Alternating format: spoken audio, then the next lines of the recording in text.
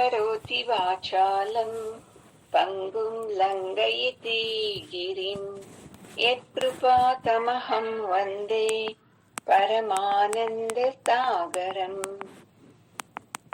ॐ सहनाववतु सहनौ भुनक्तु सह वीर्यं करवावहै तेजस्विनावधीतमस्तु मा विद्विषावहै।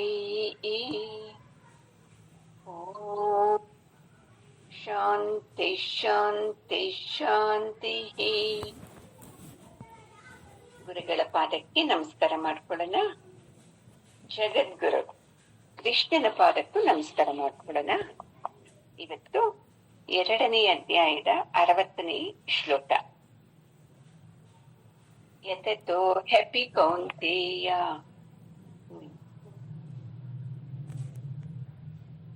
ಪುರುಷಸ್ಯ ವಿಪಶ್ಚಿತಃ ಇಂದ್ರಿಯಾಣಿ ಪ್ರಮಾಥೀನಿ ಹರಂತಿ ಪ್ರಸಭಂ ಮನಃ. ಈ ಶ್ಲೋಕದಲ್ಲಿ ಪರಮಾತ್ಮ ಅರ್ಜುನನಿಗೆ ನಮ್ಮ ಇಂದ್ರಿಯಗಳು ಎಷ್ಟು ಬಲಶಾಲಿಯಾಗಿರುತ್ತೆ ಅಂತ ಹೇಳ್ತಾ ಇದ್ದಾರೆ. ಯಾಕಂದ್ರೆ ಅರ್ಜುನನಿಗೆ ಅದೇ ಅಲ್ವಾ, ನಾನು ಹೆಂಗೆ ಯುದ್ಧ ಮಾಡ್ತೀನಿ ಗೊತ್ತಾ, ಅಷ್ಟು ಶಕ್ತಿ ಇದೆ ನನ್ನಲ್ಲಿ ಅಂತ ಹೇಳ್ತಾ ಇದ್ದಿದ್ದಲ್ವಾ. ಈಗ ಏನ್ ಮಾಡ್ತಾ ಇದ್ದಾನೆ, ನನಗೆ ಯುದ್ಧ ಬೇಡ, ಓಡೋಗ್ಬಿಡಣ, ನಿನ್ಗೆ ಈ ರಾಜ್ಯದಿಂದ ಏನೂ ಸುಖ ಇಲ್ಲ ಕೃಷ್ಣ, ನಿನ್ಗೆ ಅರ್ಥ ಆಗ್ತಾ ಇಲ್ಲ ಅಂತ ಮಾತಾಡ್ತಾ ಇದ್ದಾನೆ ಆವೇಶದಿಂದ. ಅದು ಅವನ್ಗೆ ಗೊತ್ತಾಗ್ತಾ ಇಲ್ಲ ನಾನು ಕರೆಕ್ಟ್ ಆಗಿದ್ದೀನಿ ಅಂತ ಅರ್ಜುನನಿಗೆ. ಅದು ಪರಮಾತ್ಮನಿಗೆ ಗೊತ್ತಾಗುತ್ತಲ್ವಾ ನಾನು ಏನು ಅಂತ. ಪರಮಾತ್ಮ ಹೇಳ್ತಾ ಇರೋದು, ಅರ್ಜುನ, ನಮ್ಮ ಇಂದ್ರಿಯಗಳು ತುಂಬಾ ಶಕ್ತಿವಂತ ಮತ್ತು ಅವು ಸ್ವಲ್ಪ ಎಂಕರೇಜ್ ಮಾಡಿದ್ರೆ ಸಾಕು ತುಂಬಾ ವೇಷದಿಂದ ಕೆಲಸ ಮಾಡ್ಬಿಡ್ತಿದ್ದೆ. ಅವುಗಳನ್ನ ನಿಯಂತ್ರಣ ಮಾಡಕ್ ಆಗೋದೇ ಇಲ್ಲ ಇಂದ್ರಿಯಗಳನ್ನ. ಅದು ಹೆಂಗಿರುತ್ತೆ ಗೊತ್ತಾ, ಎಷ್ಟು ವಿವೇಚನೆ ಮಾಡುವಂತ ಮನಸ್ಸನ್ನು ಸಹ ಅದು ಹೇಳ್ಕೊಂಡು ಹೋಗ್ಬಿಡ್ತೈತೆ ಅಂತ ಹೇಳ್ತಾ ಇದ್ದಾನೆ. ಯಾಕಂತಂದ್ರೆ ನಮ್ಮನ್ನೆಲ್ಲರನ್ನೂ ಆರಿಸ್ಕೊಂಡು ಹೋಗ್ತಾ ಇರೋದು ಯಾವು, ಈ ವಿಷಯಗಳೇ ಅಲ್ವಾ. ಈ ವಿಷಯಗಳ ಬಲೆಗೆ ಬಿದ್ದು ನಾವೇನ್ ಮಾಡ್ತಾ ಇದ್ದೀವಿ, ಅದರಿಂದ ವಿಮುಕ್ತ ಆಗ್ತಾ ಇಲ್ಲ ನಮ್ಮ ಮನಸ್ಸು. ಅದರಲ್ಲೇ ಸುತ್ತುತ್ತೆ. ಅದಕ್ಕೆ ಎಷ್ಟು ಚೆನ್ನಾಗಿ ಎಕ್ಸಾಂಪಲ್ ಕೊಡ್ತಾವ್ರೆ. ಈಗ ನದಿಯಲ್ಲಿ ದೋಣಿ ಇರ್ತಿದೆ, ತುಂಬಾ ಜೋರಾದಂತ ಗಾಳಿ ಬಂದಾಗ ಅದು ದೋಣಿನೇ ಆರಿಸ್ಕೊಂಡು ಹೋಗ್ಬಿಡುತ್ತೆಪ್ಪ ಅರ್ಜುನ. ಅದೇ ತರನೇ ನಮ್ಮ ಮನಸ್ಸನ್ನು ಸಹ ಈ ವಿಷಯಗಳು, ಈ ವ್ಯಾಮೋಹ ಇದು ಆರಿಸ್ಕೊಂಡು ಹೋಗ್ಬಿಡ್ತೈತಿ ಅಂತ ಹೇಳ್ತಾ ಇದ್ದಾರೆ. ಇಂಡೈರೆಕ್ಟ್ ಆಗಿ ಅರ್ಜುನನಿಗೆ ಎಚ್ಚರ ಮಾಡ್ತಾ ಇರೋದು, ನೋಡು ನೀನ್ ಎಂತ ಶಕ್ತಿವಂತ. ಎಲ್ಲಿ ಶಕ್ತಿ ಇದೆ? ಬಾಹುಗಳಲ್ಲಿ ಶಕ್ತಿ ಇದೆ. ತನ್ನ ಬುದ್ಧಿಯಲ್ಲಿ ಶಕ್ತಿ ಇಲ್ಲದೆ ವಿವೇಚನೆ ಶೂನ್ಯದಿಂದ ಮಾತಾಡ್ತಾ ಇದ್ದೀಯಾ ಅಂತ ಇಂಡೈರೆಕ್ಟ್ ಆಗಿ ಹೇಳ್ತಾ ಇದ್ದಾನೆ. ಎಂತಿಂತ ಶಕ್ತಿವಂತರಿಗೂ ಅಷ್ಟೇ ಈ ಇಂದ್ರಿಯಗಳ ತಾಪನ ಕಂಟ್ರೋಲ್ ಮಾಡೋದು ತುಂಬಾ ಕಷ್ಟ ಅಂತೆ. ಯಾಕೆ ಅಂತ ಹೇಳಿದ್ರೆ ಆ ಇಂದ್ರಿಯಗಳ ತಾಪ ಅನ್ನೋದು ತುಂಬಾ ಫೋರ್ಸ್ ಆಗಿರ್ತಿತ್ತಂತೆ. ತುಂಬಾ ಸಲ ನಾನ್ ನಿಮ್ಗೆ ಎಕ್ಸಾಂಪಲ್ ಹೇಳಿದ್ದೀನಿ. ಪಕ್ಕದ ಮನೆ ಮಗುಗೆ ಮೈಗೆ ಹುಷಾರಿಲ್ಲ ಅಂದ್ರೆ ಯಾಕೆ ಅಷ್ಟೊಂದು ಯೋಚನೆ ಮಾಡ್ತೀರಾ, ಈ ಮೆಡಿಸನ್ ಹಾಕಿ ಅಷ್ಟೇ ಹಾಸ್ಪಿಟಲ್ಗೆ ಹೋಗಿ ಇದಕ್ಕೆ ಇಷ್ಟೊಂದು ಕೊರಗೋದಾ ಅಂತ ಈಸಿಯಾಗಿ ಹೇಳ್ಬಿಡ್ತೀವಿ. ಅದೇ ನಿಮ್ಮ ಮಗುಗ್ ಬಂದಾಗ ಜ್ವರ, ಪಕ್ಕದ ಮನೆಯವ್ರಿಗೆ 108 ಡಿಗ್ರಿ ಇರುತ್ತೆ, ನಿಮ್ಮ ಮಗುಗೆ 100 ಡಿಗ್ರಿ ಇರ್ತಿದೆ ಅಂದ್ರೆ ನೀವು ಎಷ್ಟು ಒದ್ದಾಡ್ತೀರಾ. ಇನ್ನು ಯಜಮಾನ್ರು ಬಂದಿಲ್ಲ, ಹಾಸ್ಪಿಟ್ಲ್ಗೆ ಹೋಗ್ಬೇಕು, ಮಗು ಹಿಂಗಿದೆ. ಯಾಕೆ ಹೇಳಿ? ಆ ಪಕ್ಕದ ಮನೆ ಕಡೆ ವ್ಯಾಮೋಹ ಕಡಿಮೆ ಇರುತ್ತೆ, ಸ್ವಲ್ಪ ನೀವು ಸ್ಟೇಬಲ್ ಆಗಿ ಮಾತಾಡ್ತೀರಾ. ನಿಮ್ಮ ಮನೆ ಮಗು ಮೇಲೆ ವ್ಯಾಮೋಹ ಏನು ಪ್ರಾಣನೇ ಇಟ್ಕೊಂಡಿರ್ತೀರಾ. ಇಲ್ಲಿ ಸ್ಟೇಬಲ್ ಆಗಿ ಮಾತಾಡಕ್ ಆಗಲ್ಲ. ಅಯ್ಯೋ ನನ್ನ ಮಗುಗೆ ಹಿಂಗಾಯ್ತು ಅಂತ. ಅದಕ್ಕೆ ಪರಮಾತ್ಮ ಹೇಳ್ತಾನೆ, ಈ ಕೋಪಗಳು, ತಾಪಗಳು, ಈ ಬಯಕೆಗಳು, ಇವುಗಳನ್ನೆಲ್ಲ ನಾವು ಕಂಟ್ರೋಲ್ ಮಾಡ್ಬೇಕಂದ್ರೆ ಸಾಧ್ಯನೇ ಇಲ್ಲ ಅಂತ ಹೇಳ್ತಾರೆ. ಇದು ಯಾರ ಕಂಟ್ರೋಲ್ ಅಲ್ಲಿ ಇದೆ? ಎಲ್ಲ ಆ ಈಶ್ವರನ ಕಂಟ್ರೋಲ್ ಅಲ್ಲಿ ಇದೆ. 18ನೇ ಅಧ್ಯಾಯದಲ್ಲಿ ಹೇಳ್ತಾನೆ ಪರಮಾತ್ಮ, ಈಶ್ವರ ಸರ್ವಭೂತಾನಾಂ ಅಂತ. ಹಂಗಾಗಿ ನಮ್ಮೆಲ್ಲರಿಗೂನು ಅರ್ಜುನಂತರ ತುಂಬಾ ಕಾನ್ಫಿಡೆಂಟ್ ನನ್ನ ಮೇಲೆ ನನಗೆ. ನಾನು ತುಂಬಾ ಶಕ್ತಿವಂತೆ, ನಾನು ಧೈರ್ಯವಂತೆ, ನಾನು ಯಾವಾಗ್ಲೂ ಸಮಚಿತ್ತವಾಗಿ ಯೋಚನೆ ಮಾಡ್ತೀನಿ. ಒಂದಲ್ಲ ಎರಡಲ್ಲ, ತುಂಬಾ ಇದೆ ನನ್ನ ಮೇಲೆ ನನಗೇನೆ ಅಲ್ವಾ ಅಮ್ಮ? ಅದು ಯಾವಾಗ ಕೈ ಕೊಡುತ್ತೆ ಅಂದ್ರೆ, ನನ್ನದು ಅಂದುಕೊಂಡಿದ್ದ ವಸ್ತುವಿಗಾಗ್ಲಿ ವಿಷಯಕ್ಕೆ ಆಗ್ಲಿ ಏನಾದ್ರೂ ಸ್ವಲ್ಪ ಡ್ಯಾಮೇಜ್ ಆಯ್ತು ಅಂದಾಗ ಇವು ಯಾವೋ ಅಲ್ಲಿ ಕೆಲಸ ಮಾಡೋದೇ ಇಲ್ಲ. ಅದೆಲ್ಲ ಬಿಟ್ಬಿಡಿ. ಇವಾಗ ಸಾಮಾನ್ಯವಾಗಿ ನೋಡಿ, ಸೀರಿಯಲ್ ನೋಡ್ತಾ ಇರ್ತೀರಾ, ಯಾರೋ ಅಡ್ಡ ಬರ್ತಾರೆ ಮನೆಯಲ್ಲಿದ್ದವ್ರೆ, ಎಷ್ಟು ಕೋಪ ಬರುತ್ತೆ ಆಗ. ಟಿವಿ ನೋಡೋವಾಗ್ಲೇ ಅಡ್ಡ ಬರ್ತಾರೆ, ಟಿವಿ ನೋಡೋವಾಗ್ಲೇ ಯಜಮಾನ್ರು ಏನೋ ಕೇಳ್ತಾರೆ, ಟಿವಿ ನೋಡೋವಾಗ್ಲೇ ಮಗು ಅಮ್ಮ ಹೋಮ್ವರ್ಕ್ ಅಂದ್ರೆ ಕುತ್ಕೊಳ್ಳೋ ಸ್ವಲ್ಪ ಹೊತ್ತು, ಇದು ಸೀರಿಯಲ್ ಮುಗ್ದೋಗ್ಬಿಡ್ಲಿ ಅಂತ ಹೇಳ್ತೀವಿ. ನೋಡಿ ಎಷ್ಟು ಸ್ಟ್ರಾಂಗ್ ಆಗೈತಿ ನಿಮ್ಮ ಮನಸ್ಥಿತಿ ಅಂತ.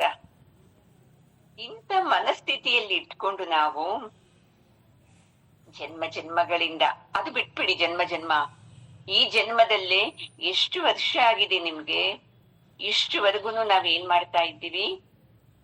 ಅವ್ರ ಜೊತೆ ಇವ್ರ ಜೊತೆ ಅವ್ರ ಜೊತೆ ಮನೆಯವ್ರ ಜೊತೆ ಹೊರಗಡೆಯವ್ರ ಜೊತೆ ಎಲ್ಲರ ಜೊತೆ ನಮ್ಮ ಭಾವನೆಗಳ ಜೊತೆ ಯುದ್ಧ ಮಾಡ್ತಾನೆ ಇದ್ದೀವಿ. ಅಲ್ಲಿ ಅರ್ಜುನ 18 ದಿವಸ ಮಾತ್ರ ಮಾಡಿದ್ದು ಕೌರವರ ಜೊತೆ. ನಾವು ನಾನಿರೋವರೆಗೂ ನಾನು ಯುದ್ಧ ಮಾಡ್ತಾನೆ ಇರ್ತೀನಿ. ಯಾಕಂದ್ರೆ ನನಗೆ ಗೊತ್ತೇ ಇಲ್ಲಲ್ಲ ನನ್ನ ಶಕ್ತಿ ಏನು ಅಂತ. ನಮ್ಮಲ್ಲಿರೋ ಶಕ್ತಿನ ನೋಡ್ಸಿ ನಮ್ಮನ್ನ ಪರಮಾತ್ಮನ ಕಡೆಗೆ ಕರ್ಕೊಂಡು ಹೋಗೋದು ಈ ಭಗವದ್ಗೀತೆ. ಇದೇ ನೋಡಿ ಪುಣ್ಯ ಅಂದ್ರೆ. ನಾವೇನ್ ತಿಳ್ಕೊತೀವಿ? ಭಗವದ್ಗೀತೆ ಕೇಳಿದ್ರೆ ಮಹಾಪುಣ್ಯ. ನನ್ನ ಮನಸ್ಸು ಬದಲಾವಣೆ ಆಗುತ್ತೆ. ಮನಸ್ಸು ಅನ್ಕೊಡೋದೇ ಇಲ್ಲ, ಫಸ್ಟ್ ನನ್ನ ಮನೆ ಬದಲಾವಣೆ ಆಗುತ್ತೆ, ನನ್ನ ಸಮಸ್ಯೆಗಳು ಬದಲಾವಣೆ ಆಗುತ್ತೆ, ಮಗನಿಗೆ ಮದುವೆ ಆಗುತ್ತೆ, ಏನೇನೋ ಹೇಳ್ತೀವಲ್ವಾ. ಅದು ಆಗುತ್ತೋ ಏನೋ ಗೊತ್ತಿಲ್ಲ, ನಿಮ್ಮ ಪ್ರಾರಬ್ಧಕ್ಕೆ ತಕ್ಕಂಗೆ ಈ ಮನಸ್ಸು ಬಲ ಆಗುತ್ತೆ. ನೋಡ್ಕೊಳ್ಳಿ, ಎಂತ ಸಿಚುವೇಶನ್ಗೂ ನಮ್ಮ ಮನಸ್ಸು ನಿಂತುಕೊಂಡು ಯೋಚನೆ ಮಾಡೋ ಅಂತ ಫಲ ಸಿಕ್ಕುತ್ತೆ. ಇದು ಮಾತ್ರ ಸತ್ಯ ನೋಡಿ, ಮಿಕ್ಕಿದ್ದು ನಿಮ್ಮ ನಿಮ್ಮ ಪ್ರಾರಬ್ಧ. ಹಂಗಾಗಿ ನಾವೇನ್ ಮಾಡ್ತಾ ಇದ್ದೀವಿ? ನಮ್ಮ ಮನಸ್ಸಿನ ಮೇಲೆ ತುಂಬಾ ನಂಬಿಕೆಯಿಂದ ಜೀವನ ಮಾಡ್ತಾ ಇದ್ದೀವಿ. ಆ ಘಟನೆಗಳು ಬಂದಾಗ ಬಿದ್ದೋಗ್ತಾ ಇದ್ದೀವಿ, ಎದ್ದೋಡ್ತಾ ಇದ್ದೀವಿ, ಅವ್ರ ಮೇಲೆ ಜಗಳ ಆಡ್ತಾನೆ ಇದ್ದೀವಿ. ಇವರಿಂದ ನನ್ನ ಜೀವನ ಹಿಂಗಾಯ್ತು, ಅವರಿಂದ ನನ್ನ ಜೀವನ ಹಿಂಗಾಯ್ತು ಅಂತ ಹೇಳಿ. ಯಾರಿಂದನೂ ಜೀವನ ಆಗೋಕ್ ಸಾಧ್ಯನೇ ಇಲ್ಲ. ನನ್ನ ಪ್ರಾರಬ್ಧಕ್ಕೆ ತಕ್ಕಂಗೆ ನನ್ನ ಜೀವನದಲ್ಲಿ ಬದಲಾವಣೆ ಆಗ್ತಾನೇ ಇರ್ತಿದೆ. ಇದು ಚೆನ್ನಾಗಿ ತಿಳ್ಕೊಬೇಕು ನೋಡಿ. ಅದು ಗೊತ್ತಿಲ್ಲದೆ ನಾವೇನ್ ಮಾಡ್ತಾ ಇದ್ದೀವಿ? ಬೇರೆಯವ್ರ ಮೇಲೆಲ್ಲ ನಿಂದೆ ಹಾಕೊಂಡು ಯುದ್ಧನ ಅಲ್ಲಿ ಎಲ್ಲ ಇಲ್ಲಿ ಮಾಡ್ತಾ ಇದ್ದೀವಿ ನಾವು.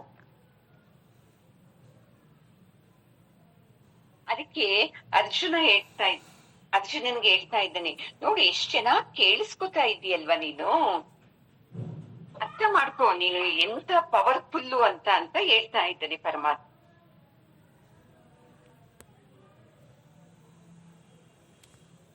ನಮ್ಮೊಳಗಡೆ ಎಷ್ಟು ಜನ ಕಳ್ಳದೆ ಸೇರ್ಕೊಂಡ್ಬಿಟ್ಟಿದ್ದಾರೆ, ಅದು ನಮ್ಗೆ ಗೊತ್ತಾಗ್ತಾನೆ ಇಲ್ಲ.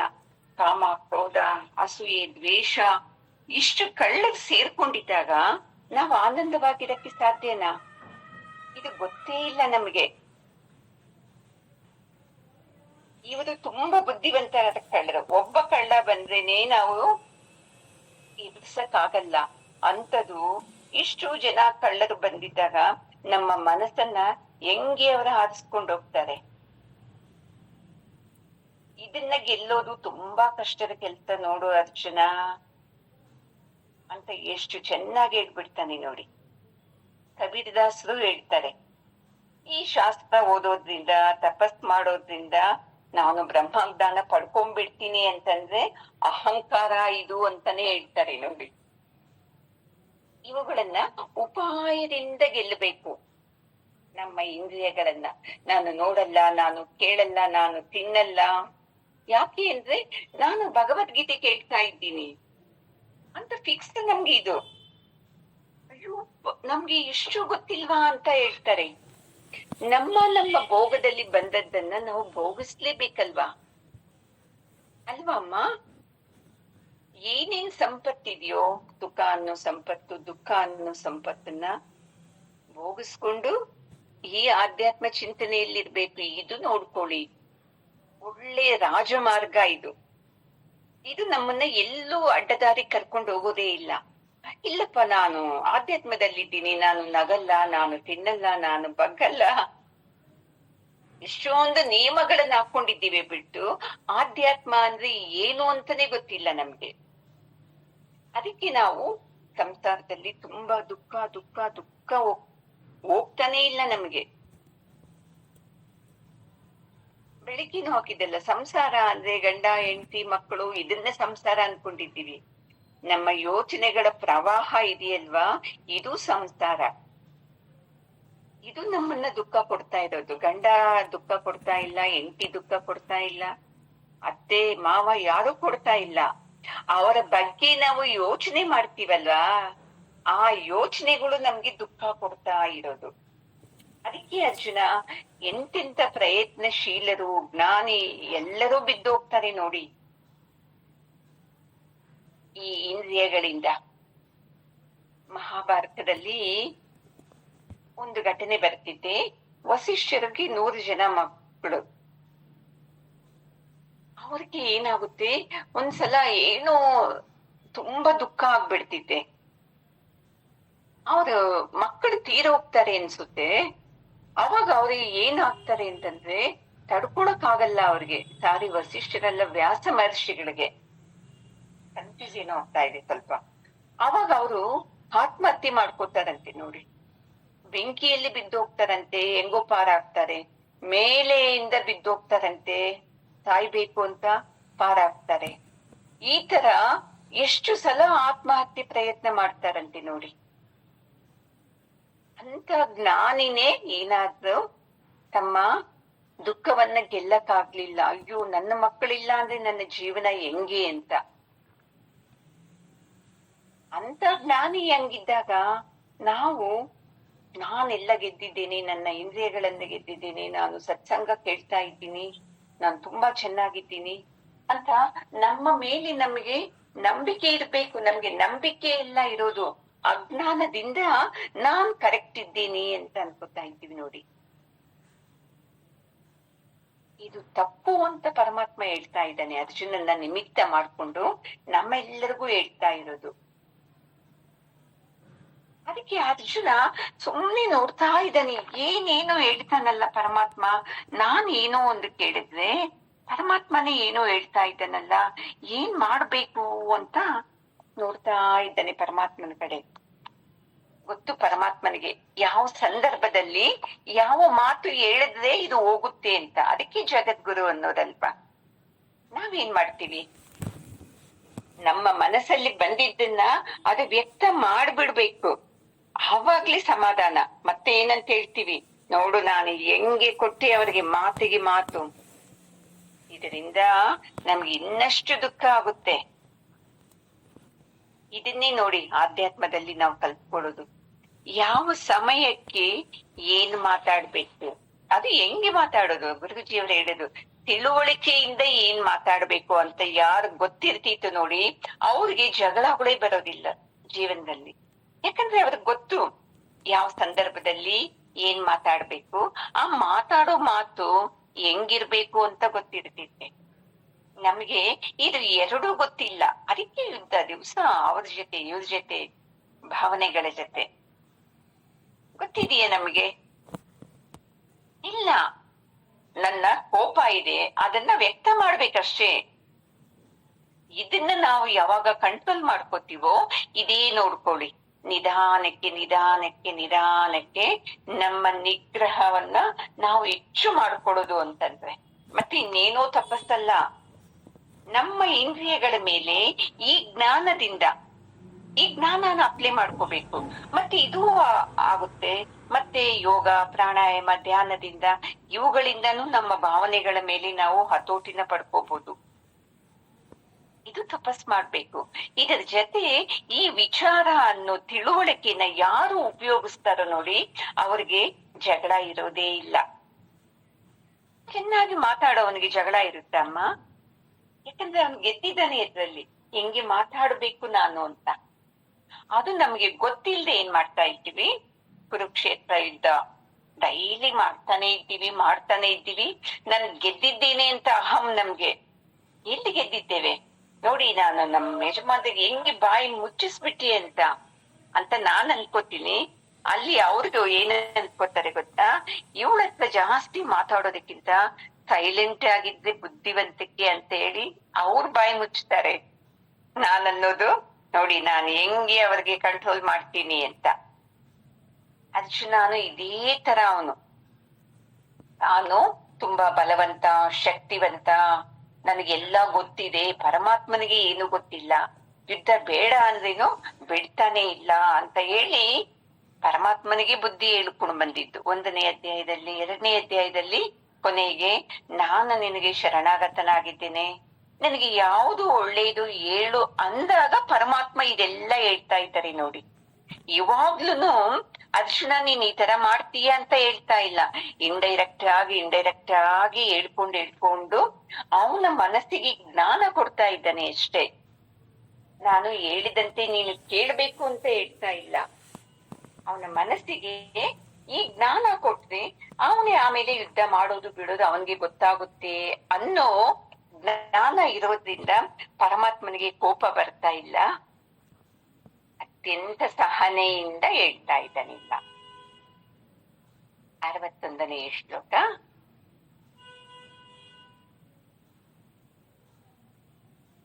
ತಾನಿ ಸರ್ವಾಣಿ ಸಂಯಮ್ಯ ಯುಕ್ತ ಆಸೀತ ಮತ್ಪರಃ ವಶೇ ಹಿ ಯಸ್ಯೇಂದ್ರಿಯಾಣಿ ತಸ್ಯ ಪ್ರಜ್ಞಾ ಪ್ರತಿಷ್ಠಿತ. ನೋಡು ಅರ್ಜುನ, ಯಾರ್ಯಾರು ತಮ್ಮ ಎಲ್ಲ ಇಂದ್ರಿಯಗಳನ್ನು ಸಂಪೂರ್ಣವಾಗಿ ನಿಯಂತ್ರಣ ಮಾಡ್ಕೋತಾರೆ ಮತ್ತು ನನ್ನಲ್ಲಿ ಯಾರು ಮನಸ್ಸನ್ನ ಕೇಂದ್ರೀಕರಿಸ್ತಾರೆ ನೋಡು, ಅವರು ಮಾತ್ರ ಸ್ಥಿರ ಬುದ್ಧಿ ಇದ್ದವರು ಅಂತ ಅರ್ಥ ಮಾಡ್ಕೋ ಅಂತ. ಇಲ್ಲಿ ಏನಾಯ್ತು, ಅಲ್ಲಿಗೆ ಅರ್ಜುನ ಇಂದ್ರಿಯಗಳನ್ನು ನಿಗ್ರಹ ಇಟ್ಕೊಂಡಿಲ್ಲ, ಮತ್ತೆ ನಂಬಿಕೆ ಶ್ರದ್ಧೆಯನ್ನ ಸಂಪೂರ್ಣ ಪರಮಾತ್ಮನ ಮೇಲೂ ಇಟ್ಕೊಂಡಿಲ್ಲ. ಅದಕ್ಕೆ ನಿನಗೆ ದುಃಖ ಆಗ್ತಾ ಇದೆ ಅಂತ ಇಂಡೈರೆಕ್ಟ್ ಆಗಿ ಹೇಳ್ತಾ ಇದ್ದಾನೆ. ಫಸ್ಟ್ ಕೇಳ್ಕೊಂಡ, ನನಗೆ ಯಾವುದು ಒಳ್ಳೇದು ಹೇಳು ನೀನೆ ನನಗೆ ಅಂತ. ಮತ್ತೆ ಹೇಳೋಕ್ ಶುರು ಮಾಡಿದಾಗ ಯಥಾ ಪ್ರಕಾರ ಹಿಂಗ್ ಮಾತಾಡ್ತಾ ಇದೆ, ತಪ್ಪು ಇದು, ಯುದ್ಧ ಮಾಡೋದು ಅಂತ ಮತ್ತೆ ಅಲ್ಲಿಗೆ ಬರ್ತಾ ಇದ್ದಾನೆ. ಅದಕ್ಕೆ ಅವನಿಗೆ ಇಂಡೈರೆಕ್ಟ್ ಆಗಿ ಹೇಳ್ತಾ ಇದ್ದಾನೆ, ಇಂದ್ರಿಯಗಳು ಸಂಪೂರ್ಣವಾಗಿ ನಮ್ಮ ಹಿಡಿತದಲ್ಲಿರ್ಬೇಕು. ಮತ್ತೆ ಅದಕ್ಕೆಲ್ಲ ಕಾರಣ ಆ ಪರಮಾತ್ಮನೇ. ಅವನ ನಿರ್ಣಯದಂತೆ ನನ್ನ ಇಂದ್ರಿಯಗಳು ಕೆಲಸ ಮಾಡುತ್ತೆ ಅನ್ನೋದನ್ನು ಗೊತ್ತಿರ್ಬೇಕಲ್ವಾ ನಮ್ಗೆ. ಅದು ಗೊತ್ತಿಲ್ಲದೆ ಇರೋದ್ರಿಂದ ಪರಮಾತ್ಮ ಇಲ್ಲಿ ಇಷ್ಟೊಂದು ಹೇಳ್ಬೇಕಾಗ್ತಾ ಇದೆ. ಚೆನ್ನಾಗಿ ತಿಳ್ಕೊಡಿ, ಇಂದ್ರಿಯ ನಿಗ್ರಹ ತುಂಬಾ ಕಷ್ಟ. ನಮ್ಗೆ ಕೇಳೋದಕ್ಕೆ ಚಂದ ಅನ್ಸುತ್ತೆ, ಹೌದಪ್ಪ ಇಂದ್ರಿಯಗಳನ್ನ ನಿಗ್ರಹ ಮಾಡ್ಕೊಂಡ್ ಬಿಡೋಣ ಸಾಕು ಅಂತ.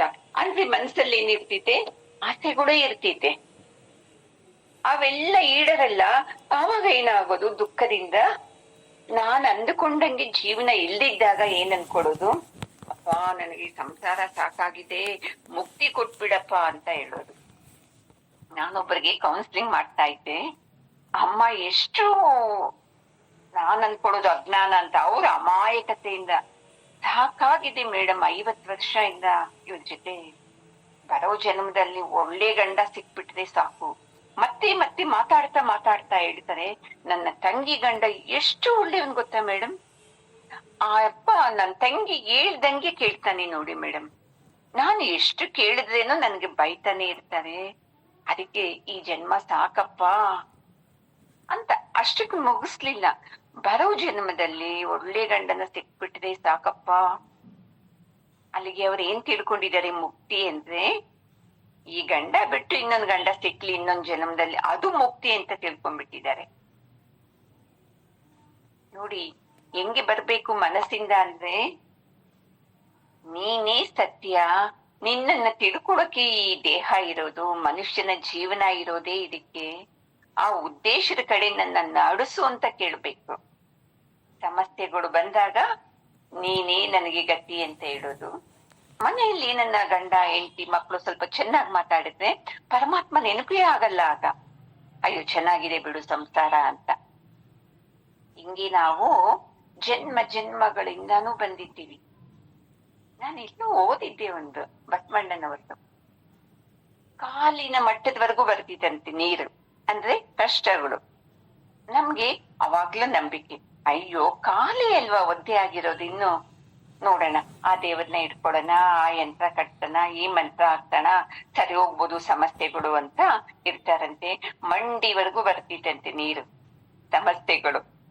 ಅವಾಗ್ಲೂ ನಂಬಿಕೆ, ನನ್ನ ಗಂಡ ಕುಡಿಯೋದ್ ಬಿಡ್ಬೋದು, ನನ್ನ ಮಕ್ಕಳು ನನ್ನ ಮಾತು ಕೇಳ್ಬೋದು, ಮೊನ್ನೆ ಎಲ್ಲ ಕೇಳ್ದ, ಅಂತ ಕಟ್ತಿದ್ದೀನಿ, ಖಂಡಿತ ಬದಲಾವಣೆ ಆಗ್ತಾನೆ ಅಂತ. ಹೊಟ್ಟೆವರೆಗೂ ಬಂತು, ಗಂಟ್ಲವರೆಗೂ ಬಂತು ಸಮಸ್ಯೆಗಳು. ಪರಮಾತ್ಮನ ಕಡೆ ಹೋಗಲ್ಲ, ಹೋಗ್ತೀವಿ ಏನಕ್ಕೆ? ಇದು ಕೊಡು, ಅದು ಕೊಡು, ಅದು ಸರಿ ಮಾಡು, ಇದು ಸರಿ ಮಾಡು. ಎಷ್ಟು ಮಾಡ್ತಾ ಇದ್ದೀನಿ ನಿನಗೆ, ನನಗೆ ಏನ್ ಕೊಟ್ಟಿದ್ದೀಯ ನೀನು ಅಂತ. ಮೂಗುವರೆಗೂ ಬಂತು, ಅವಾಗಲೂ ನೋಡ್ತಾನಂತೆ ಪರಮಾತ್ಮ. ಇವಾಗ್ಲಾದ್ರೂ ಮನಸ್ಸು ಪರಮಾತ್ಮನ ಮೇಲೆ ಹೋಗುತ್ತಾ ಅಂತ. ಎಲ್ಲಿ ಹೋಗುತ್ತೆ? ಇನ್ನೂ ಆಶೆ ಅನ್ನೋದು ನಮ್ಮಲ್ಲಿ, ಸರಿ ಹೋಗ್ಬೋದು ಸಂಸಾರ, ಸರಿ ಹೋಗ್ಬೋದು ಅಂತ. ಕೊನೆಗೆ ಮುಳುಗೇ ಹೋಗ್ಬಿಡ್ತೀವಿ.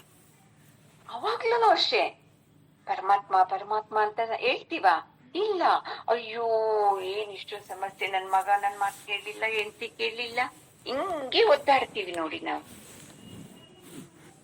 ಈ ತರ ಇರೋ ಮನಸ್ಸಿಗೆ ಯಾವ ಒಂದು ಗುರು ಸಿಗ್ತಾನೆ ನೋಡಿ, ಅವಾಗ ನೋಡ್ಕೊಳ್ಳಿ ಆ ಗುರುವಿನ ಕರುಣೆಯಿಂದ ಕೃಪೆಯಿಂದ ಈ ಜ್ಞಾನ ನಮ್ಮ ಒಳಗಡೆ ಹೋಗ್ಬಿಟ್ಟು ನಿಧಾನಕ್ಕೆ ಕಟ್ ಮಾಡ್ತಾ ಬರ್ತಿದಿ ನೋಡಿ. ಈ ವ್ಯಾಮೋಹ, ಪ್ರೀತಿ, ಕಾಮ, ಕ್ರೋಧ ಇವುಗಳು ಒಂದೊಂದೇ ಸ್ವಲ್ಪ ಸ್ವಲ್ಪ ಅಲ್ಲಾಡಿಸ್ತಾ ಬರ್ತಿತಿ. ತಕ್ಷಣ ಕಟ್ ಮಾಡಕ್ ಆಗಲ್ಲ, ಯಾಕಂದ್ರೆ ಅಷ್ಟು ವೈರಾಗ್ಯವಂತರಲ್ವಲ್ಲ ನಾವಿನ್ನು.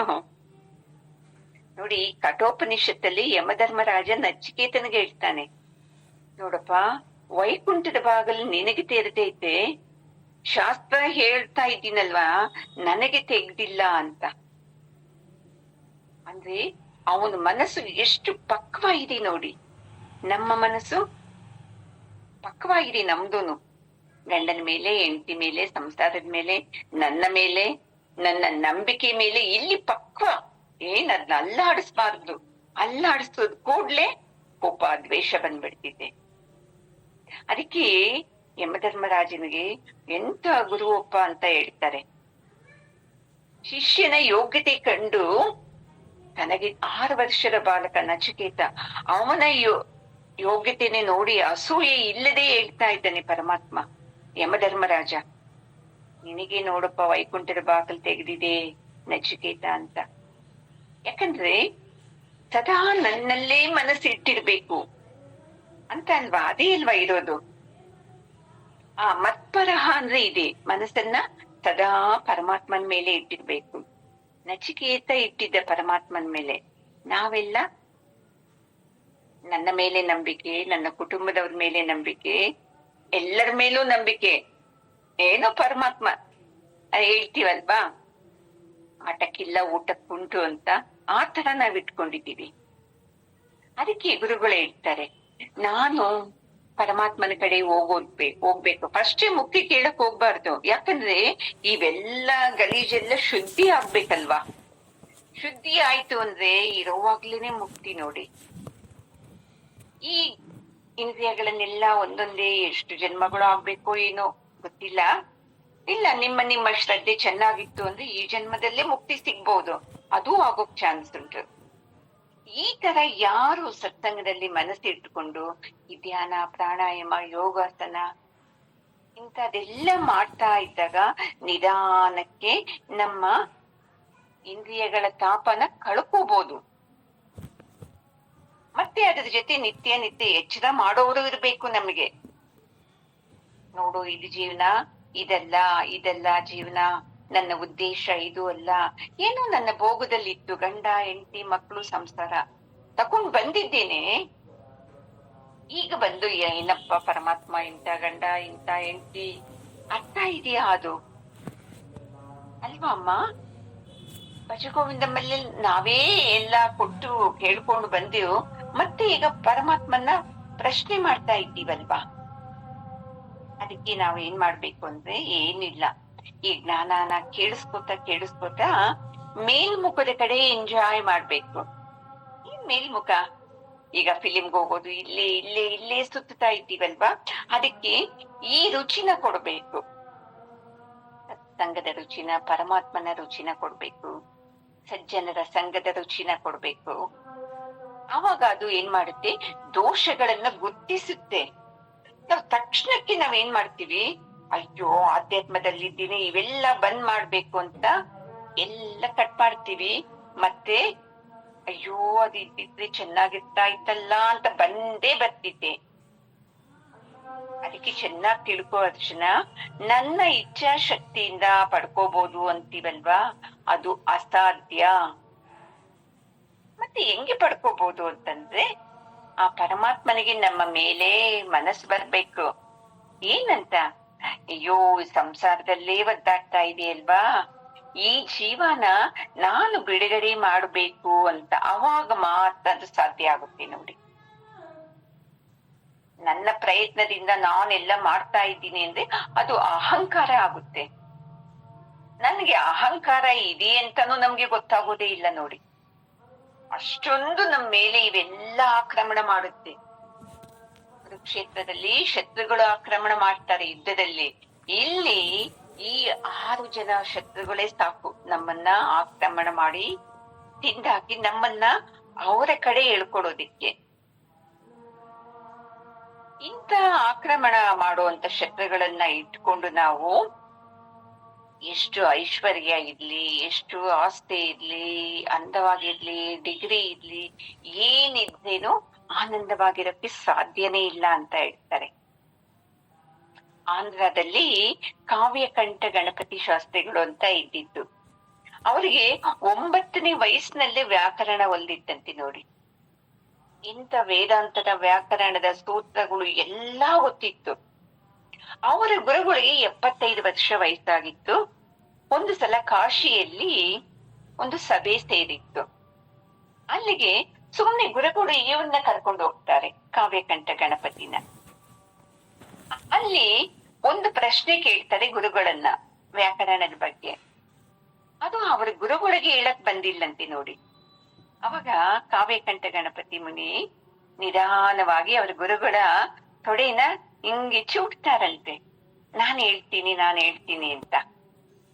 ಆಗ ಗುರುಗಳು ಹೇಳ್ತಾರಂತೆ, ನೋಡಿ ಎಷ್ಟು ಬುದ್ಧಿವಂತರು ನೋಡಿ, ನಾನು ಹೇಳ್ತಾ ಇದ್ದೆ, ನನ್ನ ಶಿಷ್ಯ ನಾನು ಹೇಳ್ತೀನಿ ಅಂತ ಹೇಳ್ತಾ ಇದ್ದಾನೆ, ಕೇಳಿಸ್ಕೊಳ್ಳಿ ಅಂತ ಹೇಳ್ತಾರಂತೆ. ಅವನ ಉತ್ತರ ಕೇಳಿ ಅಲ್ಲಿದ್ದ ಪಂಡಿತರಿಗೆಲ್ಲ ಮತ್ತೆ ಪ್ರಶ್ನೆ ಮಾಡಕ್ಕೆ ಬಂದಿಲ್ವಂತೆ. ಮತ್ತೆ ಅದೇ ತರ ನವದ್ವೀಪ ಅಲ್ಲಿ ಇವ್ರಿಗೆ 18ನೇ ವಯಸ್ಸಿತ್ತು ಕಾವ್ಯಕಂಠ ಗಣಪತಿ ಮುನಿಗಳಿಗೆ. ಅವರು ಅಲ್ಲಿ ನೋಡಿ ಗೆಲ್ತಾರಂತೆ ವಿದ್ವತ್ ಸಭೆಯಲ್ಲಿ. ಅಂತ ಮಹಾನ್ ಜ್ಞಾನಿ ತುಂಬಾ ದುಃಖಕ್ಕೆ ಒಳಗಾಗಿದ್ದಂತೆ, ಅಳ್ತಾ ಇದ್ರಂತೆ. ಯಾಕೆ ದುಃಖ ಅಂತ ಗೊತ್ತಿಲ್ಲ, ಅಳು ಬರ್ತಾ ಇದ್ದಂತೆ. ಈ ದುಃಖ ತಾಳದೆ ಅವರು ಗುರುಗಳನ್ನ ಹುಡುಕ್ತಾ ತಿರುವಣ್ಣಾಮಲೆಗೆ ಬರ್ತಾರಂತೆ. ಅವಾಗ್ಲೇ ಅವ್ರಿಗೆ 60 ವರ್ಷ ಅಂತೆ ನೋಡಿ. ರಮಣ ಮಹರ್ಷಿ ಅವ್ರಿಗೆ 35 ವರ್ಷ. ಇವರು ರಮಣ ಮಹರ್ಷಿ ಹತ್ರ ಬಂದಾಗ ಏನು ಪ್ರಶ್ನೆನೆ ಬರ್ಲಿಲ್ಲಂತೆ, ಬಾಯಲ್ಲಿ ಏನೇನೋ ಕೇಳ್ಬೇಕು ಅಂತ ಬಂದಿದ್ದು ಆನ್ಸರ್ ಸಿಕ್ತಂತೆ. ಆ ಆನಂದಕ್ಕೆ ಅವರು ಅವರ ಪಾದಗಳನ್ನ ಹಿಡ್ಕೊಂಡು ಕಣ್ಣೀರಿಡ್ತಾರಂತೆ ನೋಡಿ. ನಮ್ಗೆ ಈ ಜ್ಞಾನ ಇಲ್ದಿದ್ದಾಗ ಏನಾಗುತ್ತೆ, ಅಹಂಕಾರ ಜಾಸ್ತಿ ಆಗುತ್ತೆ. ಅವರು ಹೇಳ್ತಾರಂತೆ, ಮಹರ್ಷಿಗಳೇ, ನಾನು 65 ವಿದ್ಯೆಗಳನ್ನು ತಿಳ್ಕೊಂಡಿದ್ದೀನಿ, ಅಂದ್ರೆ ದುಃಖ ಹೋಗ್ಲೇ ಇಲ್ಲ. ಅಂದ್ರೆ ನೀನು ವಿದ್ಯೆಗಳನ್ನ ಕಲ್ತಿಲ್ಲ, ಅಂದ್ರೆ ನೀನು ಗೆದ್ದಿದ್ದೀಯಾ ದುಃಖವನ್ನ ಅಂತ ಹೇಳಿ. ಅವರಿಗೆ ಗೊತ್ತಾಯ್ತು ಭಗವಂತನ ಕೃಪೆಯಿಂದಾನೇ ಈ ಆತ್ಮಜ್ಞಾನ ಗೋಚರ ಆಗುವುದು ಅಂತ. ಅವರ ಕಣ್ಣಲ್ಲೇ ಕಣ್ಣಿಟ್ಟು ನೋಡ್ತಾರಂತೆ. ಅವರಿಂದಾನೇ ನೋಡಿ ರಮಣ ಮಹರ್ಷಿಗಳು ಪ್ರಪಂಚಕ್ಕೆಲ್ಲ ಪರಿಚಯ ಆಗಿದ್ದು. ಯಾವಾಗ್ಲೂ ಶಿಷ್ಯನಿಂದಾನೇ ಗುರು ಪರಿಚಯ ಆಗೋದು ನೋಡಿ ಪ್ರಪಂಚಕ್ಕೆ. ಕಾವ್ಯಕಂಠ ಗಣಪತಿ ಮುನಿಗಳಿಂದ ರಮಣ ಮಹರ್ಷಿಗಳ ಪರಿಚಯ ಆಯ್ತು. ಈ ತರ ನಾವು ಪ್ರಯತ್ನದಿಂದ, ಶಕ್ತಿಯಿಂದ, ಯೋಗ ಶಕ್ತಿಯಿಂದ ಏನು ಪಡೆಯುವುದಕ್ಕಾಗೋದೇ ಇಲ್ಲ. ಪರಮಾತ್ಮನೇ ಹೇಳ್ತಾನೆ ನೋಡಿ, ಯೋಗ ಮಾಡಿದವರು ನನ್ನ ನೋಡಕ್ಕಾಗಲ್ಲ ಅಂತ. ಈ ಯೋಗಿಗಳೆಲ್ಲಾ ನರಕಕ್ಕೆ ಹೋಗೋದು ಯಾಕಂದ್ರೆ ಅವ್ರಿಗೆಲ್ಲ ಇದೆಯಲ್ವಾ, ನಾನು ಇಷ್ಟು ಸತ್ಸಂಗ ಮಾಡ್ತೀನಿ, ನಾನಿಷ್ಟು ಕೇಳ್ತಾ ಇದ್ದೀನಿ, ನಾನು ಇಂಥ ಹಠ ಯೋಗ ಮಾಡ್ತೀನಿ, ಏನೇನೋ ಮಾಡ್ತೀನಿ. ಎಲ್ಲ ಮಾಡ್ತಾ ಇದೀಯಾ ಅಂದ್ರೆ ನಿನ್ನಲ್ಲೇ ಇರೋ ಆ ಪರತತ್ವನ ನೀನು ತಿಳ್ಕೊತಾ ಇಲ್ವಲ್ಲ, ಅಲ್ವಾ ಅಮ್ಮ? ಅದೇ ನೋಡಿ ಎಷ್ಟು ಬಲಾಢ್ಯ ಅರ್ಜುನ. ಅಂತವನು ದುಃಖದಿಂದ ನನಗೇನು ಗೊತ್ತಾಗ್ತಾ ಇಲ್ಲ, ನೀನೇ ನನಗೆ ನಿಶ್ಚಯವಾಗು ಹೇಳು ಅಂತ ಕೇಳ್ಕೊತಾ ಇರೋದು. ಅದಕ್ಕೆ ಪರಮಾತ್ಮ ಹೇಳಿದ್ದು, ಎಲ್ಲಾ ಇಂದ್ರಿಯಗಳನ್ನ ಬಿಟ್ಬಿಟ್ಟು ನನ್ನಿಂದ ನಡೀತಾ ಇದೆ ಅನ್ನೋದು ಬಿಟ್ಟು ನನಗೆ ಶರಣಾಗತಿ ಆಗು ಸಾಕು, ಆಗ ನಾನು ನೋಡ್ಕೋತೀನಿ ಅಂತ. ನಮ್ಮಲ್ಲಿ ಇವೈತಲ್ವಾ ನಂಬಿಕೆಗಳು, ಈ ನಂಬಿಕೆಗಳಲ್ಲಿರೋ ರಸನ ಎಲ್ಲ ತೆಗ್ದಾಕ್ಬೇಕು. ನನ್ನಿಂದ ಈ ಶಕ್ತಿ ಜಾಸ್ತಿ, ನನ್ನಲ್ಲಿ ಇದು, ನನ್ನಲ್ಲಿ ಅದಿದೆ ಏನೇನಿದೆ ನೋಡಿ, ಅದೆಲ್ಲ ತೆಗಿಬೇಕು ಆ ರಸನ. ಅವಾಗ್ಲೂ ಅಷ್ಟೇ ಆ ಪರಮಾತ್ಮನ ಕೃಪೆ ಇದ್ದಾಗ ಆ ಬೇರುಗಳು ಸಾಯುತ್ತೆ. ನಾವ್ ಅನ್ಕೊಂಡಿದ್ದೀವಿ ಅರ್ಜುನ ಸ್ಥಿತಪ್ರಜ್ಞ ಅಂದ್ರೆ ಯೋಗಿ ಅಲ್ಲ, ಶ್ರದ್ಧೆ ಭಕ್ತಿ ಏನೇನೋ ಹೇಳ್ತೀವಲ್ಲ, ಇಂದ್ರಿಯಗಳನ್ನೆಲ್ಲ ತನ್ನ ಕಂಟ್ರೋಲಲ್ಲಿ ಇಡ್ಕೊಂಡಿದ್ದಾನೆ ಅಂತ. ಯಾರು ಗೊತ್ತಾ ಸ್ಥಿತಪ್ರಜ್ಞ ಅಂದ್ರೆ? ತನ್ನ ಎಲ್ಲ ಇಂದ್ರಿಯಗಳಿಗೆ ಭಗವಂತನ ವಿಭೂತಿನ ಹಚ್ಚಿರ್ತಾನಲ್ವಾ, ಈ ಇಂದ್ರಿಯಗಳೆಲ್ಲ ಅವನ ಕರುಣೆಯಿಂದ ಕೆಲಸ ಮಾಡ್ತಾ ಇದೆ ಅನ್ನೋ ವಿಭೂತಿ ಯಾರು ಹಚ್ಕೊಂಡಿರ್ತಾರೆ ನೋಡು, ಅವನು ಸ್ಥಿತಪ್ರಜ್ಞ ಅಂತ ಹೇಳ್ತಾರೆ ನೋಡಿ. ನಮಗೆ ಮನಸ್ಸಲ್ಲಿ ಏನಿದೆ, ನಾನು ಸ್ಥಿತಪ್ರಜ್ಞ, ನಾನು ಎಲ್ಲಾ ಕಂಟ್ರೋಲ್ ಅಲ್ಲಿ ಇಟ್ಕೊಂಡಿದ್ದೀನಿ, ಏನೇನೋ ಇಟ್ಕೊಂಡಿದ್ದೀವಿ. ಎಷ್ಟು ನಾನ್ ಮನಸ್ಸು ಗಟ್ಟಿ ಗೊತ್ತಾರೆ, ಏನ್ ಮಾಡೋದು, ಈ ಮಕ್ಕಳ ವಿಷಯಕ್ಕೆ ಬಂದಾಗ ಸೋತೋಗ್ಬಿಡ್ತೀನಿ, ಅವ್ರು ಹೇಳ್ದಂಗೆ ಕೇಳ್ತೀನಿ ಅಂತ. ಸ್ಥಿತಪ್ರಜ್ಞ ಅಂದ್ಮೇಲೆ ಯಾರ ವಿಷಯಕ್ಕೂ ಬಗ್ಗೋದಲ್ವಲ್ಲ, ಅದು ನಮಗೆ ಗೊತ್ತೇ ಇಲ್ಲ ನೋಡಿ, ಅಲ್ವಾ ಅಮ್ಮ? ಗೊತ್ತಿದೀಯಾ? ಎಲ್ಲೋ ಒಂದು ಕಡೆ ಬಾಗ್ತಾ ಇದ್ದೀವಿ ಅಂದ್ರೆ ನಾನು ಸ್ಥಿತಪ್ರಜ್ಞ ಅಲ್ಲ ಅಂತಾನೆ. ಈ ಕೋಪ, ತಾಪ, ಮತ್ಸರ, ನನ್ನ ಗುರ್ತಿಸ್ಬೇಕು, ಇವೆಲ್ಲ ಎಂತವು ಹರಿತವಾದಂತ ಖಡ್ಗಗಳು. ಇವೇನ್ ಮಾಡ್ತಿದ್ದೆ, ನಮ್ಮ ಮನಸ್ಸನ್ನ ತೀಳ್ಬಿಡ್ತಾ ಇದ್ದೆ, ನಾನ್ ಕರೆಕ್ಟ್ ಇದ್ದೀನಿ, ಹೇಳು ಅಂತ. ಅಲ್ಲ, ಎಷ್ಟ್ ಚೆನ್ನಾಗಿ ಹೇಳ್ತಾರೆ ಗುರೂಜಿಯವರು, ಮನೇನ ಕಟ್ಬಿಟ್ಟಿದೀಯಾ, ಅದಕ್ಕೆ 9 ಕಿಟಕಿಗಳನ್ನ ಇಟ್ಟಿದೀಯಾ. ಒಂದು ಕಿಟಕಿಯಿಂದಾನೇ ಕಳ್ಳದನ್ ಬಂದ್ರೆ ಕಂಟ್ರೋಲ್ ಮಾಡಕ್ಕಾಗಲ್ಲ. ಈ 9 ಕಿಟಕಿಗಳು, ನವದ್ವಾರಗಳಿಂದ ನೀನು ಕಂಟ್ರೋಲ್ ಮಾಡ್ತೀಯ ಬರುವಂತ ವಿಷಯಾದಿಗಳನ್ನ ಅಂತ ಕೇಳ್ತಾ ಇದ್ದಾರೆ ನೋಡಿ. ಗೊತ್ತಲ್ವಾ? 2 ಕಿವಿಗಳಿಂದ ಎಂತೆಂತ ವಿಷಯ ಕೇಳ್ತೀವಿ, ಮೂಗುಗಳಿಂದ ರಂಧ್ರಗಳು, 2 ಕಣ್ಣು, ಬಾಯಿ, ಮಲ ಮೂತ್ರ ಮಾಡೋದು, ಎಷ್ಟು 9 ತೂತುಗಳಿದೆ ಈ ದೇಹಕ್ಕೆ. ಇದರಿಂದ ನಾನು ನಿಗ್ರಹ ಮಾಡ್ತೀನಿ ನನ್ನ ಇಂದ್ರಿಯಗಳನ್ನು ಅಂತಂದ್ರೆ ಆಗುತ್ತಮ್ಮ? ಗೇಟೇ ಇಲ್ಲ ಇವಕ್ಕೆ, ಹೋಗ್ಲಿ ನಿಗ್ರಹ ಮಾಡ್ತೀವಿ ಅಂತ ಹೇಳೋದಿಕ್ಕೆ. ನೋಡಿ ಮತ್ತೆ ಏನು ಎಷ್ಟ್ ಚೆನ್ನಾಗಿ ಈ ಕಾಮ, ಕ್ರೋಧ, ಲೋಭ, ಮದ, ಮತ್ಸರ, ಮೋಹಕ್ಕೆ ಇದಕ್ಕೆ ಸಪೋರ್ಟ್ ಆಗಿ ಧನಮದ, ಯೌವನ ಮದ, ರೂಪ ಮದ, ವಿದ್ಯಾ ಮದ, ಅಂಪ ಎಷ್ಟು ಜನರು ಇವರೆಲ್ಲ ಇದ್ದಾಗ ನಾನ್ ನೆಮ್ಮದಿಯಾಗಿರ್ತೀನ್ಯಾ?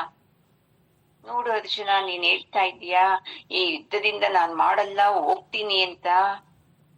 ಅಷ್ಟು ನಿನ್ನಲ್ಲಿ ಇವರೆಲ್ಲ ಕುತ್ಕೊಂಡ್ ಬಿಟ್ಟಿದ್ದಾರೆ. ಇವ್ರನ್ನ ಇಟ್ಕೊಂಡು ನೀನ್ ಹೆಂಗೆ ಯುದ್ಧ ಮಾಡ್ತೀಯಲ್ವಾ ಅರ್ಜುನ? ಅದಕ್ಕೆ ನೀನು ಹೇಳೋದನ್ನ ಕೇಳಿಸ್ಕೋ ಸಾಕು. ಆಮೇಲೆ ನಿನಗೆ ಹೆಂಗೆ ಆಗುತ್ತೋ ಯಥೇಚ್ಛಸಿ ತಥಾ ಕುರು. 18ನೇ ಅಧ್ಯಾಯದಲ್ಲಿ ಹೇಳ್ತಾನೆ ನೋಡಿ, ಆ ಸಾಕ್ಷಾತ್ ಪರಮಾತ್ಮನೇ. ನಾವೇನ್ ಹೇಳ್ತೀವಿ, ನೋಡು ನನ್ಗೆಲ್ಲ ಗೊತ್ತಿದೆ, ಹಿಂಗ್ ಮಾಡಿ ನೀವು ಅಂತ ಡಿಮ್ಯಾಂಡ್ ಮಾಡ್ಬಿಡ್ತೀವಿ. ಅಂತ ಪರಮಾತ್ಮನೇ ಎಲ್ಲ ಹೇಳಿ ಎಲ್ಲ ಕೇಳಿಸ್ಕೊಂಡೆ ಅಲ್ವಾ? ಈಗ ನಿನಗೆ ಏನ್ ಅನ್ಸುತ್ತೋ ಅದನ್ನ ಮಾಡಪ್ಪ ಅಂತ ಹೇಳ್ತಾ ಇದ್ದಾನೆ. ನಾವು ಎಲ್ಲ ಕಡೆನೂ ನಮ್ದೇ ಗೆಲ್ಬೇಕು, ನಾನ್ ಪರ್ಫೆಕ್ಟ್, ಇವನ್ನ ಇಟ್ಕೊಂಡೇ ಜೀವನ ಮಾಡ್ತಾ ಇರೋದು ಅಲ್ವಾ ಅಮ್ಮ? ಯಾವಾಗ್ಲೂ ನಮ್ದು ಎಂತ ಅಭ್ಯಾಸ? ತಗೊಳ್ಳೋ ಅಭ್ಯಾಸನೇ ನಮ್ದು. ಜನ್ಮ ಜನ್ಮಗಳಿಂದ ಬೇರೆಯವ್ರಿಗೆ ಡಿಮ್ಯಾಂಡ್ ಮಾಡಿ ತಗೊಳ್ಳೋದ ಅಭ್ಯಾಸ. ನಾವೇನು ಕೊಡೋದೇ ಇಲ್ಲ. ನಾವೇನು ಕೊಡದೇ ಇದ್ದಾಗ ಪ್ರಕೃತಿ ನಮ್ಗೆ ಏನನ್ನ ಕೊಡುತ್ತಾ? ಕೊಡೋಕ್ ಸಾಧ್ಯನೇ ಇಲ್ಲ. ಮತ್ತೆ ನಮ್ಗೆ ಯಾವಾಗ್ಲೂ ನಾವು ಎಷ್ಟು ಪೂಜೆ ಮಾಡ್ತೀವಿ, ನಾವು ಬಡವರು, ಅವ್ರು ಏನೂ ಮಾಡಲ್ಲ, ಅವ್ರಿಗೆ ಎಲ್ಲಾ ಇದೆ ಅಂತ. ಯಾಕೆ ಅಂದ್ರೆ ನಿನ್ನಲ್ಲಿ ಅಸೂಯೆ ನಿನ್ನ ಮುಂದೆ ಹೋಗಕ್ಕೆ ಬಿಡ್ತಾ ಇಲ್ಲ. ನಾವು ಬಡವರು, ಅವರು ಶ್ರೀಮಂತರು, ಅವ್ರು ಚೆನ್ನಾಗಿದ್ದಾರೆ ಅಂತ. ಅಲ್ಲ, ಯೋಚನೆ ಮಾಡಿ ಅಮ್ಮ, ಮೊದಲು ನೀವ್ ಎಷ್ಟು ಕಷ್ಟದಲ್ಲಿದ್ರಿ, ಈಗ ನೀವ್ ಹೆಂಗಿದ್ದೀರಾ? ಸುಖವಾಗಿದ್ದೀರಲ್ವಾ? ಅಂದ್ರೆ ನಿಮ್ಮ ಮನಸ್ಥಿತಿ ಹೆಂಗಿದೆ? ಅದೇ ದರಿದ್ರ ಸ್ಥಿತಿಯಲ್ಲೇ ಐತೆ. ನಮ್ಗೇನು ಇಲ್ಲ, ನಮ್ ಕಷ್ಟ, ನಮ್ಗೇನು ಇಲ್ಲ, ಏನೂ ಇಲ್ಲ ಅಂತ. ಈ ದರಿದ್ರವಾಗಿ ಬಡವಾಗಿರೋ ಈ ಮನಸ್ಸನ್ನ ಶ್ರೀಮಂತಗೊಳಿಸೋದಕ್ಕೆ ಈ ಭಗವದ್ಗೀತೆ. ಚೆನ್ನಾಗಿ ತಿಳ್ಕೊಳ್ಳಿ. ಏನೋ ಬರುತ್ತೆ ಅಲ್ಲ, ಇದೇ ಬರೋದು. ಮನಸ್ಸಿನ ಬದಲಾವಣೆ ಮಾತ್ರ ಫಲ. ಮಿಕ್ಕಿದ್ದು ಅದು ನಿಮ್ಮ ಪ್ರಾರಬ್ಧದಿಂದ ಸಿಕ್ಕೋದು. ಇಲ್ಲಿ ನೀವು ಶರಣಾಗತಿ ಆಗಿದ್ರೇನೆ ಅದೂನು ನಿಮ್ಮ ಮನಸ್ಸು ಬದಲಾವಣೆ ಆಗೋದು ಪರಮಾತ್ಮನ ಕರುಣೆಯಿಂದ. ನೋಡಿ, ನಾವು ದೇವ್ರಿಗೆ ಏನ್ ಕೊಡ್ಬೇಕಾದ್ರೇನು ಲೆಕ್ಕಾಚಾರದಿಂದನೇ ಕೊಡ್ತೀವಿ. ನೋಡಪ್ಪ, ನಾನ್ ನಿನಗ್ ಕೊಡ್ತಾ ಇದ್ದೀನಿ, ನೀನ್ ನನಗದು ಕೊಡ್ಬೇಕು. ಮತ್ತೆ ಕೆಲವ್ರು ಹೇಳೋದು ತುಂಬಾ ಖುಷಿ ನನಗೆ, ಶ್ರಾವಣ ಮಾಸದಲ್ಲಿ ಈ ದಾನ ಮಾಡ್ಬೇಕು, ಶ್ರಾವಣ ಮಾಸದಲ್ಲಿ ಈ ದೇವಸ್ಥಾನಕ್ಕೆ ಹೋಗ್ಬೇಕು, ನಮ್ಗೆ ಇಂಥ ಫಲ ಸಿಕ್ಕುತ್ತೆ ಅಂತ ಫಿಕ್ಸ್ ಆಗಿ ಹೋಗ್ತೀವಿ. ಕೊಡ್ತಾರ ದೇವ್ರು? ಹೋಗ್ಲಿ, ಗುರುಗಳು ಕೊಡ್ತಾರ? ನಾವ್ ಹೆಂಗೆ ಕೊಡ್ತೀವಿ ಭಗವಂತನಿಗೆ, ಗುರುಗಳಿಗೆ? ಅವ್ರೇನ್ ಅನ್ಕೋತಾರೋ, ಇವ್ರೇನ್ ಅನ್ಕೋತಾರ ಅಂತ ಹೇಳಿ ಕೊಡೋದು ಬಿಟ್ಟು, ಪರಮಾತ್ಮ ನೀನ್ ಕೊಟ್ಟಿದ್ಯಾ ನನಗೆ, ನಾನ್ ನಿನಗ್ ಕೊಡೋದಕ್ಕೆ ಏನಿದೆ, ನಿಂದ ನೀನೇ ಇಸ್ಕೊಡೋದು, ನಾಚಿಕೆ ಆಗುತ್ತೆ ನನಗೆ ಅಂತ ಹೇಳಿ ಕೊಡ್ತೀವ ನಾವು? ಇಲ್ಲ. ತುಳಸಿ ಇಟ್ಟು ಎಲ್ಲೆಲ್ಲಿ ಹುಡುಕಿ ತಂದಿದ್ದೀನಿ ಗೊತ್ತಾ ತುಳಸಿನ? ಕರುಣೆ ಬೇಡವಾ ಇಷ್ಟೊಂದನ್ನ? ಈ ಮನಸ್ಥಿತಿಯಲ್ಲಿದ್ದಾಗ ಈ ನಮ್ಮಲ್ಲಿ ನಡೆಯೋ ಕುರುಕ್ಷೇತ್ರ ಯುದ್ಧ ಮುಗಿಯುತ್ತಮ್ಮ? ಸಾಧ್ಯನೇ ಇಲ್ಲ. ಅದಕ್ಕೆ ಪರಮಾತ್ಮ ನೀನ್ ಯುದ್ಧ ಮಾಡ್ಲೇಬೇಕು ಅಂತ ಹೇಳ್ತಾ ಇಲ್ಲ, ಈ ಜ್ಞಾನವನ್ನ ತುಂಬಿಸ್ತಾ ಇದ್ದಾನೆ ಅರ್ಜುನನಿಗೆ. ಯಾವಾಗ್ಲೂ ಕಮ್ಯಾಂಡ್ ಮಾಡಿ ಏನು ಕೊಡಕ್ಕಾಗಲ್ಲ. ಜ್ಞಾನದಿಂದ ಮಾತ್ರ ಜ್ಞಾನ ಹೇಳ್ಬೇಕು, ಸರಿ ತಪ್ಪು ನೋಡಿಸ್ಬೇಕು. ಇಷ್ಟ ಇದ್ರೆ ಸರಿ ದಾರಿಯಲ್ಲಿ ಬರ್ತಾರೆ, ಅಂದ್ರೆ ಗುರುಗಳ ಜೊತೆ ಈ ಜ್ಞಾನದಲ್ಲಿ ಬರ್ತಾರೆ. ಇಷ್ಟ ಇಲ್ಲ ಅಂದ್ರೆ ತನ್ನ ದಾರಿ ಯಾವ್ದು ಕರೆಕ್ಟ್ ಇದೆ, ವಿಷಯಾದಿಗಳ ದಾರಿ, ಸುಖ ಕೊಡೋದು, ವ್ಯಾಮೋಹದಿಂದ ಸಿಕ್ಕೋದು, ಆ ದಾರಿಗೆ ಹೋಗ್ತಾರೆ. ಇಷ್ಟೇ ನೋಡಿ. ಪರಮಾತ್ಮನಿಗೆ ಇಷ್ಟೆಲ್ಲಾ ಹೇಳ್ತಾ ಇದ್ದೀನಿ, ಆದಷ್ಟು ನನಗೆ ಯಾವ್ದು ಹೋಗಿ ಮನಸ್ಸಲ್ಲಿ ನಾಟುತ್ತೆ ಅಂತ ಕುತೂಹಲ ಇದ್ದೇ ಇರುತ್ತಲ್ವಾ? ಇಷ್ಟೆಲ್ಲಾ ಹೇಳಿದ್ಮೇಲೂ ಯುದ್ಧ ಬಿಟ್ಟು ಹೋಗ್ತೀನಿ ಅಂತ ಹೇಳ್ತಾನ ಏನು ಅಲ್ವಾ? ನೋಡೋಣ ನೆಕ್ಸ್ಟ್ ಶ್ಲೋಕದಲ್ಲಿ ಪರಮಾತ್ಮ ಏನು ಹೇಳ್ತಾರೆ ಅಂತ. ಓಂ ಪೂರ್ಣಮದಃ ಪೂರ್ಣಮಿದಂ ಪೂರ್ಣಾತ್ ಪೂರ್ಣಮುದಚ್ಯತೆ ಪೂರ್ಣಸ್ಯ ಪೂರ್ಣಮಾದಾಯ ಪೂರ್ಣಮೇವಾವಶಿಷ್ಯತೆ. ಶಾಂತಿ ಶಾಂತಿ ಶಾಂತಿ. ಹರಿ ಓಂ. ಶ್ರೀ ಗುರುಭ್ಯೋ ನಮಃ. ಹರಿ ಓಂ.